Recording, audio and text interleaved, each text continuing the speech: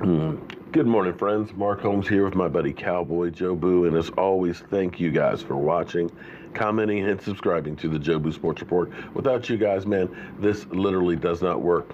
Let's get open for business here on this Saturday morning, some 201 days, 11 hours, 14 minutes away from kickoff of the 2018 season. But I got good news. Just think about this. Tonight at 8:15, we'll be at 200 days. The clock is just flying by. But thank you for tuning in to this Saturday morning's edition of Don't Sleep on the Dallas Cowboys, because you literally cannot sleep on the Dallas Cowboys. Things happen late in the evening, late at night. First thing in the morning. So you want to be up to speed with all that is the Dallas Cowboys, and I guess it is a little bit sleepy here in the offseason, but don't worry. There's AAF football tonight. Michael Anthony Fitness will be live streaming it and things, and I'll definitely be checking it out. He even said that I can actually Skype in on his broadcast, which will be kind of cool. But the Dallas Cowboys, and I know that seems like a long ways away from the beginning of the season, but it's really not. Because right now, the team is trying to figure out their identity and figure out how to shape the team. I think the best offseason move last year was bringing in Kris Richard. Kris Richard bringing in that hardware, that attitude, that knowledge, that leadership ability, that teacher of men, leader of men, made all the difference in the world. And it'll be good to see how the defense evolves from where they were last year, where he was the passing coordinator, to him being the defensive coordinator. The one thing that this defense has been missing, and I keep saying it over and over and over again, and there is no more telling statistic out there than turnovers. Turnovers are the key to end your woes. Turnovers will make a so-so offense score a lot more points. Turnovers lose games for other teams. Understand that an interception at the right time can be as much as a 14-point swing. We've seen this.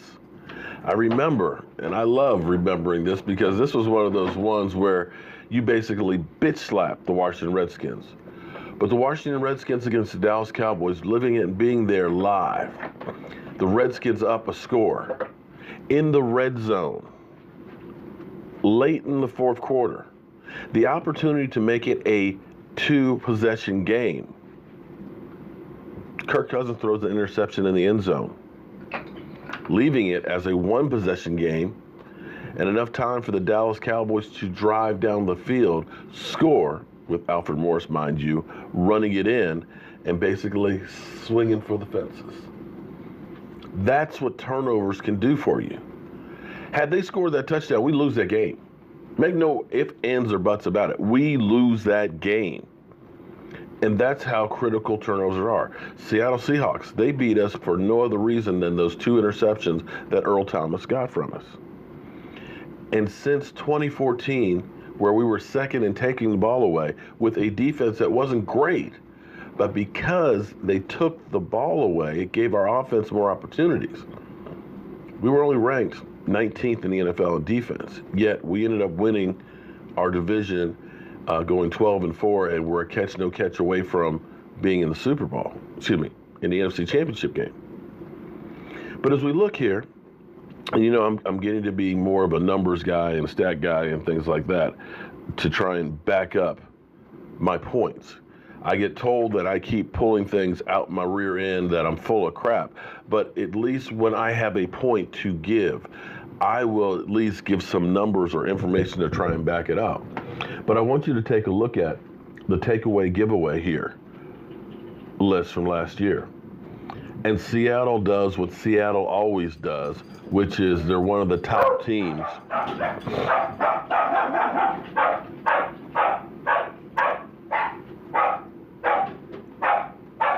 Who let the dogs in? Who? I'll wait. Seattle is always good at taking the ball away. And as you see, number one. And as you go down the list here, what's interesting is look at the teams that are high on the takeaway giveaway list. Seattle, number 1. Houston, number 2. Chicago, number 3. LA Rams, number 4. New England Patriots, number 5. Kansas City, number 6. New Orleans, number 7. The top 7 teams in takeaways were all playoff teams. What more do you need to know? Cleveland is the first one that's in the top 10 that wasn't a playoff team, but you saw that Cleveland turned their season around, and for a minute we're actually in a playoff conversation, which is kind of a rarity. Denver, of course, that's another outlier because they stunk to high heaven. The Redskins, they were actually in the playoff conversation until they lost their quarterbacks. Miami, and then here we are at 12.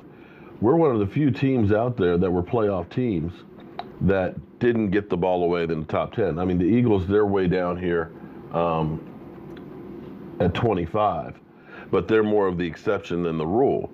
So what you have to understand is turnovers are key.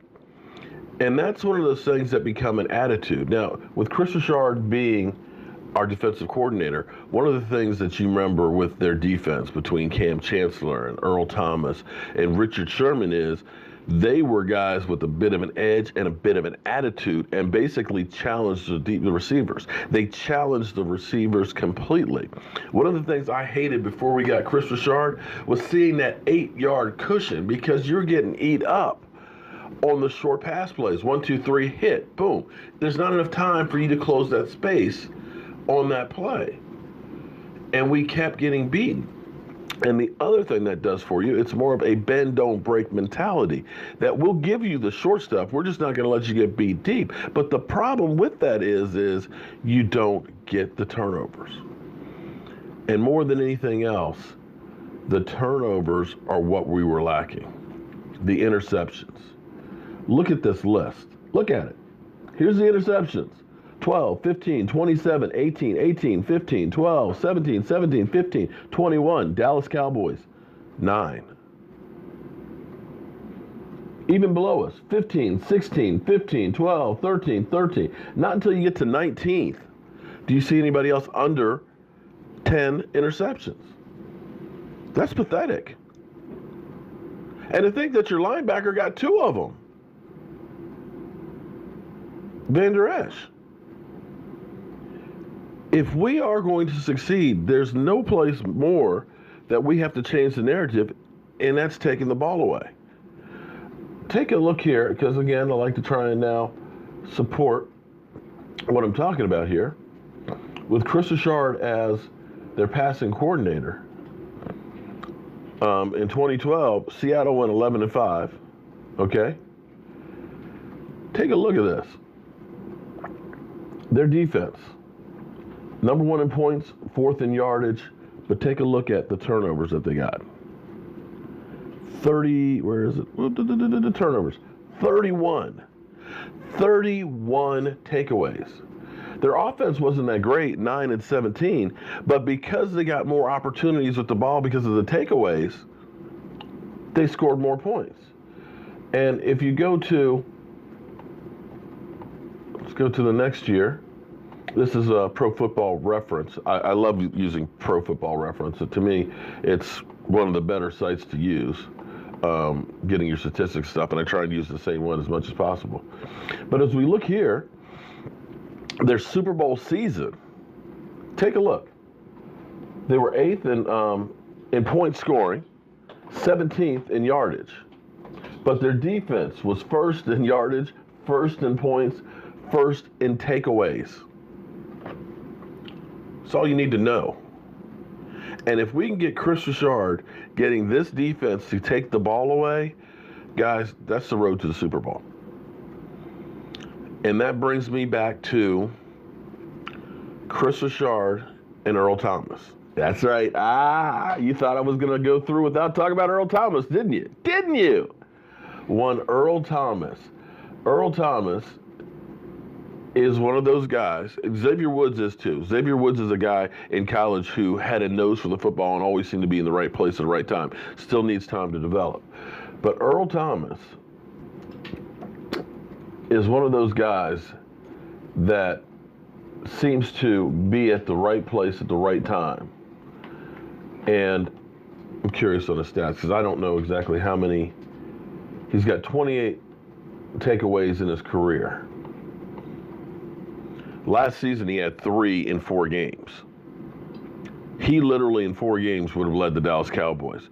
And that's a guy that I look at, and I've gone through and pointed out all the ways that we can get the money. It's not a matter of money if that's what you're thinking. And of course, people, well, he's 29 years of age. Yes, he is 29 years of age, but I'm not talking about a 5-year contract. I'm talking about bringing in a guy with skill, knowledge, with an attitude, with a reputation that will be a leader of men that will help implement this system better. Are you honestly satisfied with the safeties that we have completely? I like them, but you want somebody else in that rotation. Kevon Frazier, Xavier Woods, Jeff Heath. You're going to tell me that a healthy Earl Thomas is not as good or better than those guys, and to be able to rotate those guys in, to have that guy on the sideline seeing things and saying, Xavier, look for, boom, cheat inside just a little bit. I can tell you what's coming because I know what it is.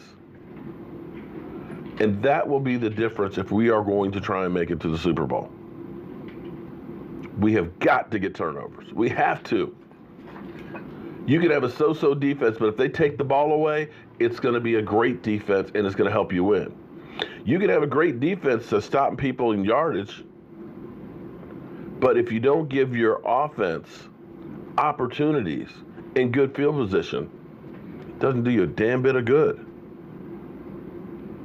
So we'll see what Kris Richard has up his sleeve, and we'll also see if there's an influence in the type of players that we draft and or sign in free agency, if it's a change of philosophy in it. But as always, friends, I want to thank you all for watching, commenting, and subscribing to the Jobu Sports Report. Without you guys, this doesn't work. And let me know, last night during our live stream, we did a call-in show. Let me know if you guys like that or not, if it's something you want to keep or kind of get rid of. And Victor, remember, keep it about football. It's not a dating site.